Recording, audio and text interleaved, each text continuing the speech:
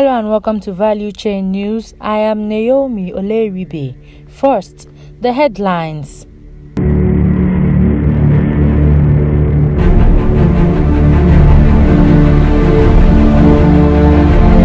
NIMASA undertakes post-impact assessment of wreck removal. Despite 4 trillion naira subsidy, NNPC depots remain empty. $13 billion Trans-Sahara gas project will transform Nigeria's economy. Silver. And now, the news in detail. The Nigerian Maritime Administration and Safety Agency, NIMASA, has commenced preparatory works to deploy high-resolution magnetometer to validate the ongoing wreck removal exercise of all identified wrecks listed for removal along the Badagry Creek in Lagos. The agency's Director General, Dr. Bashir Jamo, who disclosed this during a review session of the ongoing wreck removal exercise by the agency, also stated that the impact of the entire exercise on the marine environment is being assessed by the agency. We shall also conduct a full bottom sweeping operation by deploying sonar imagery system with a view to establishing any existing natural or artificial obstacles lying on the seabed within the area of survey for this phase of the wreck removal exercise.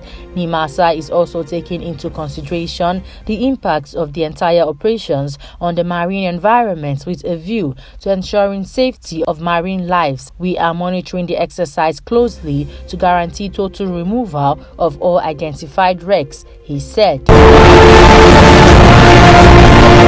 Barely 1 week after President Muhammadu Buhari approved an additional 10 billion naira for transporters of premium motor spirits, also known as petrol, across the country, the petroleum marketers have decried the prolonged inability to load from NNPC depots, leaving them to depend on private depots that equally impose additional charges. With additional charges from depots, marketers are decrying the cost of lifting products from depots, alleging that it is no longer sustainable to sell petrol at 165 naira per litre despite a running subsidy, while subtly making moves to push the price to 180 naira per litre. Fuel queues re-emerged yesterday in many parts of Lagos, Nigeria's commercial capital, and its neighboring Ogun and Oyo states, leaving passengers stranded across the state.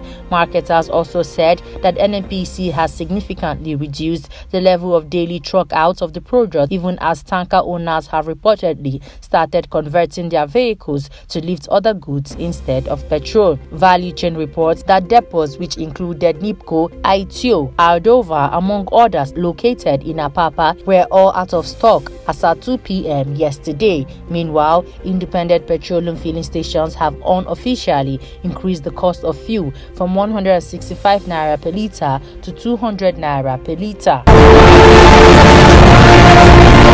The federal government has said the $13 billion Trans-Sahara gas pipeline project will present a huge opportunity for Nigeria, Niger, and Algeria to tap into the European markets and boost economic growth on the continent. The project, which will run from Nigeria through Niger Republic to the Mediterranean coast of Algeria, would also target gas supplies to Chad and Mali.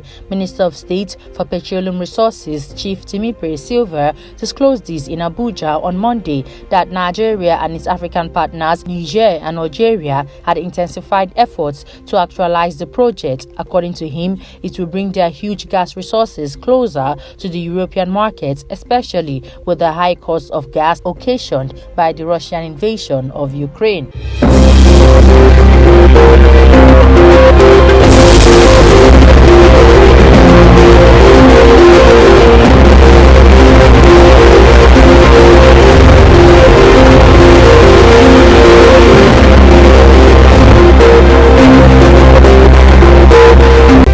Europe is facing another major foreign policy debacle as Algeria, like Russia, is turning against the European Union. The government of Algeria, supported by the president Abdelmajid Tebboune has decided not to renew a key partnership treaty with Spain and unilaterally frozen trade relations with Europe. In addition, the North African country could cut natural gas supplies to Spain, a move that could send already rising gas prices and inflation even higher for Europeans reeling from sticker shock. On top of all these issues, there is a threat of illegal immigration from Algeria, which is a major corridor for migrants from Africa seeking to reach Europe. Algeria is the second largest natural gas supplier to Spain, covering about a quarter of its consumption.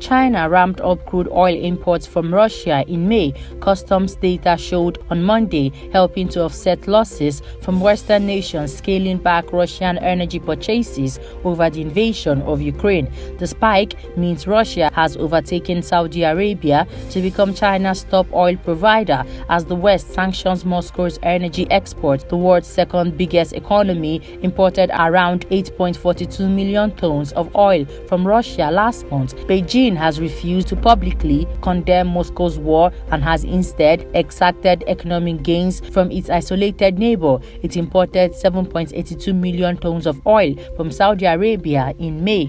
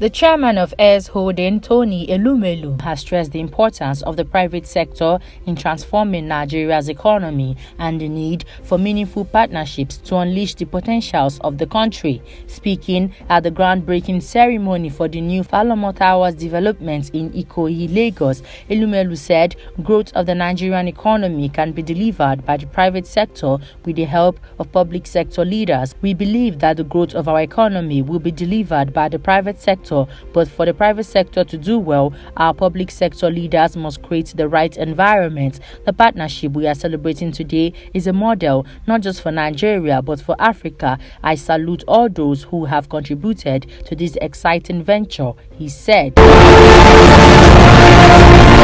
Before we end the news, here's a recap of our headlines. NIMASA undertakes post-impact assessment of wreck removal. Despite 4 trillion naira subsidy, NNPC depots remain empty. $13 billion Trans-Sahara gas project will transform Nigeria's economy. Silver. And that's the news. I am Naomi Oleribe. Good evening.